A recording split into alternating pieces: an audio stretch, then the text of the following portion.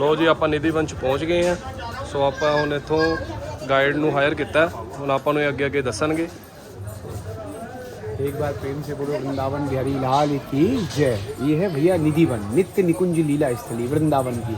6,500 वर्ष पुराना भगवान श्री कृष्ण के समय का वन, जो इस नाम को बोला जाता है निधिवन, निकुंज वन के नाम से जाना जाता है।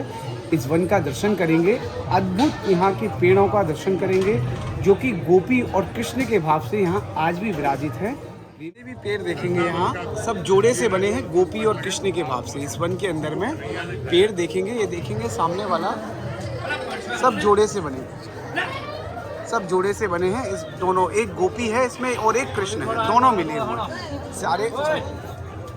सारे पेड़ सब जोड़े से बने मिले हैं। कहते हैं भगवान सब श्री कृष्ण रास खत्म किए तो गोपियाँ कहने लगी कि गोपियों से भगवान श्री कृष्ण कहने लगे तुम्हारा रास हो गया पूरा, तो तुमको बैकुंठ भेज देते हैं। तो गोपियाँ कहती हैं हमको बैकुंठ नहीं जाना प्रभु, हमको वृंदावन वास करना है। आज भी यहाँ पे सब गोपी और कृष्ण के भाव से पेड़ देखने को मिलेंगे, दोनों सब जोड़े से मिलेंगे।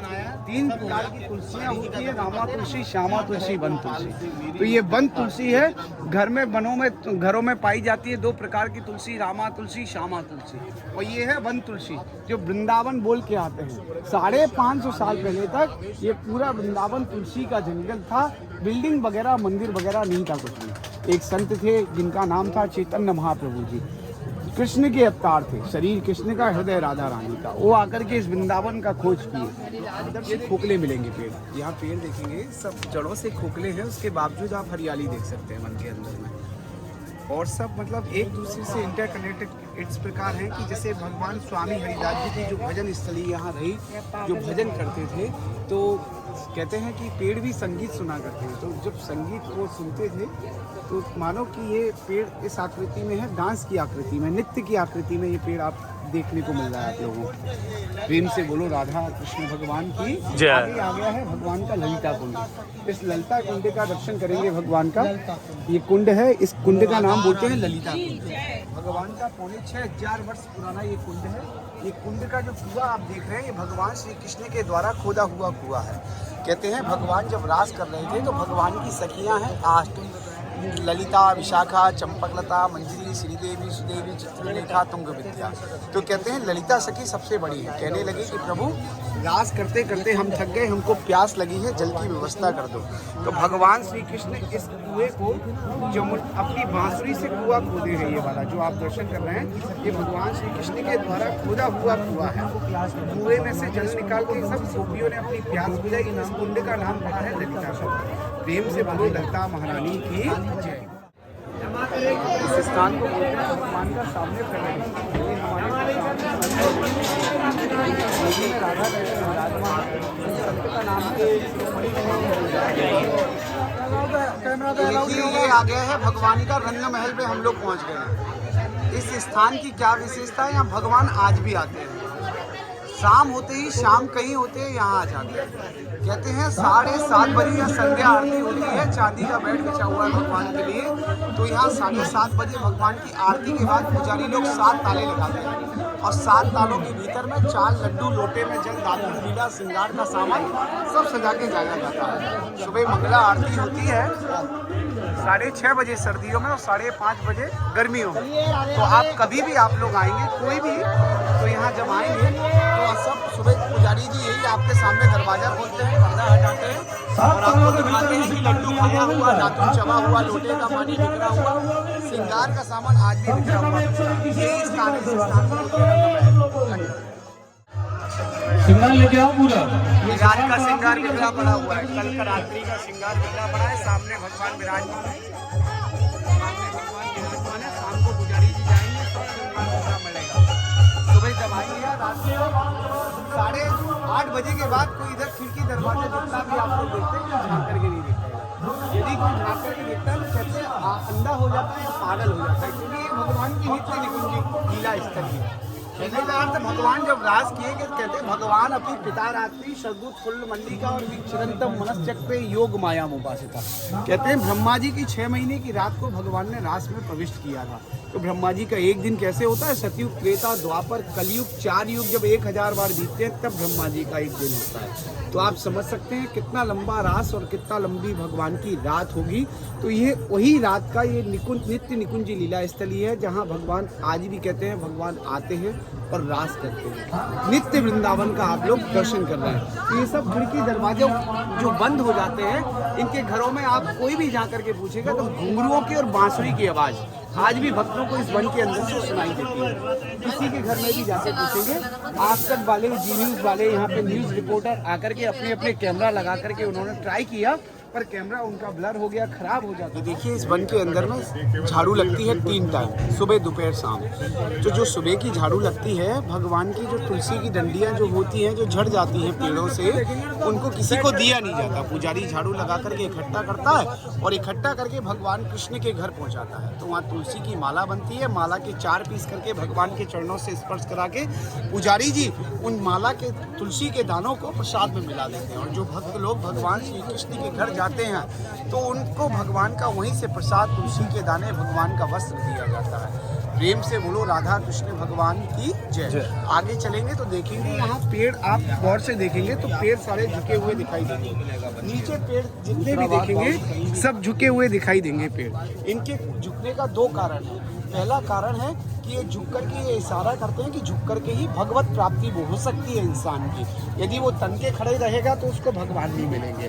कबीरदास जी एक संत हुए कह रहे हैं कि बड़ा हुआ सो क्या हुआ, जैसे पेड़ खजूर और पंछी को छाया नहीं फल लागी रहती है। तो कहने का अर्थ किसी को जब फायदा नहीं पहुंचा सकते तो ऐसा बड़ा होने से कोई लाभ नहीं जो दूसरे को लाभ ना पहुंचा सके। दूसरा कारण इनका झुकने का ये है कि इस भूमि को ये पेड़ प्रणाम कर रहे हैं। क्यों प्रणाम कर रहे हैं? क्योंकि इस भूमि से बिहारी जी निकले, इस भूमि से वृंदावन बिहारी जी निकले और इस भूमि पे भगवान नंगे पैर रास किए हैं। इस वजह से इस भूमि को ये पेड़ प्रणाम कर रहे हैं।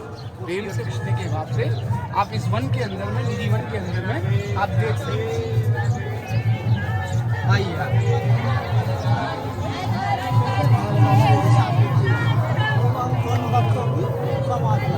जी हाँ भैया, यहाँ आ चुके हैं। ये है भगवान का रास मंडल। रास मंडल जहाँ भगवान रात्रि में रास करते हैं। भक्त लोग आते हैं भगवान के साथ आनंद करने का भाव प्राप्त करने के साथ, क्योंकि भगवान यहाँ आज भी कहते हैं अष्टसिद्धियों के साथ रास करते हैं।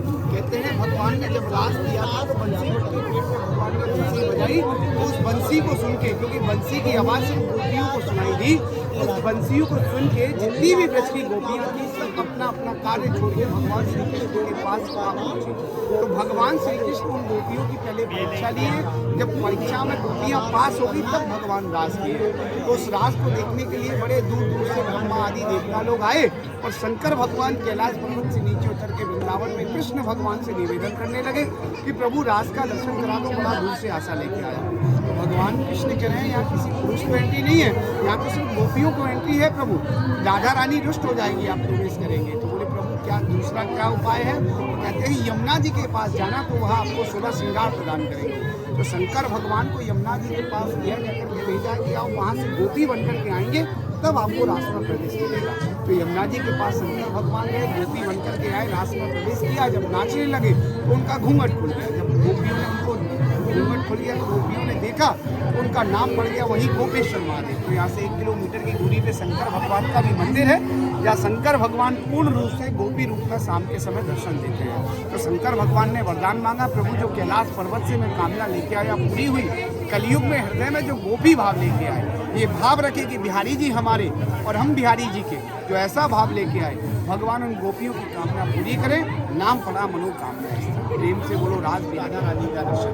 तो ये पूरे ब्रह्मांड में आपको यही दर्शन मिलेगा जब राधा रानी बंसी लेके खड़ी हुई है। वो खड़ी हुई है क्योंकि भगवान की इन्होंने बंसी चुरा ली। चोरों की सरदार राधा रानी कहलाई। कहते हैं कि भगवान की बंसी जो थी वो भगवान की बंसी को स्वतंत्र मानती थी राधा रानी। तो रास करते करते कृष्ण से कहती है, हे श्याम सुंदर आप थक गए होंगे, थोड़ा सा विश्राम करो। तो भगवान को तो विश्राम करा दिया, उनकी बंसी चुरा ली। तो एक तरफ ललिता सखी विराजमान है और दूसरी तरफ विशाखा सखी विराजमान है। बीच में राधा रानी बिहारी जी की बंसी लेके खड़ी है। प्रेम से बोलो बंसी चोर राधा रानी की।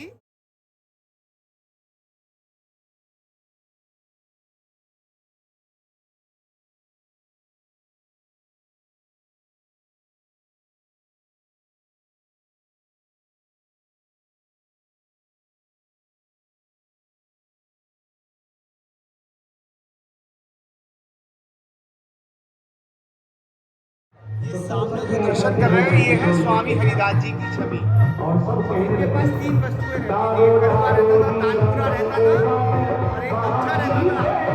3:30 बजे उठ के यमुना स्नान करना, फिर आकर के इसी जंगल में भगवान के भजन में लगना। तानसेन बैजू बावरा के गुरु स्वामी हरिदास जी महाराज 1535 में यहाँ प्रकट कर रहे हैं।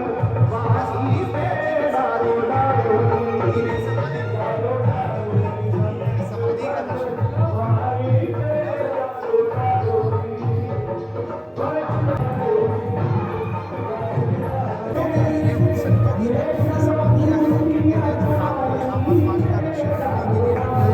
भगवत प्राप्ति हुआ, शरीर छूट गया उनका, तो ये उन लोगों की समाधि है। ये है ब्रज की मिट्टी।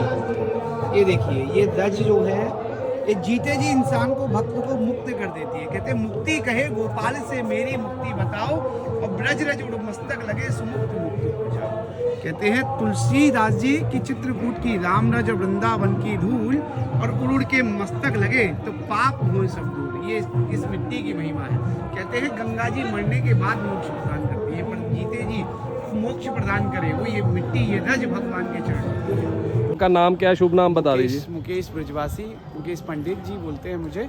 मैं वृंदावन का रहने वाला हूँ और मैं टूरिस्ट लोगों को ही गाइड करता हूँ, मेरा यही काम है। आपका कॉन्टैक्ट नंबर भी बता दो अगर किसी ने हायर करना। 8755728374 ये मेरा कॉन्टैक्ट नंबर है। आप इनसे कांटेक्ट करके सारे वृंदावन अगर आपने घूमना है तो इनको आप हायर कर सकते हो।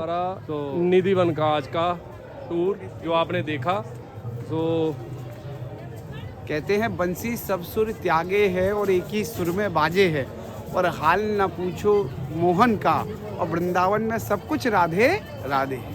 बोलो राधा रानी की जय। अगर आपको वीडियो अच्छी लगी तो कमेंट में राधा राधे जरूर लिखना। So thank you so much for watching.